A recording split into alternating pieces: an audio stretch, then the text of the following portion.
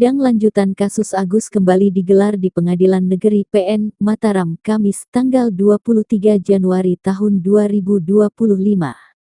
Di persidangan tersebut, Agus tampak mengenakan pakaian berwarna putih dan dikawal ketat saat tiba. Di ruang persidangan, Agus sempat meminta tisu untuk mengelap atau membersihkan wajahnya menggunakan kaki.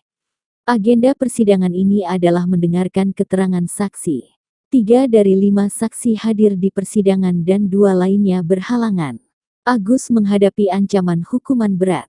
Jaksa Penuntut Umum, JPU, mendakwa Agus dengan ancaman hukuman 12 tahun penjara.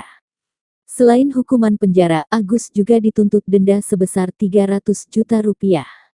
Seperti diberitakan sebelumnya, Agus Buntung menjadi tersangka setelah melakukan pelecehan seksual terhadap belasan perempuan yang menjadi korban.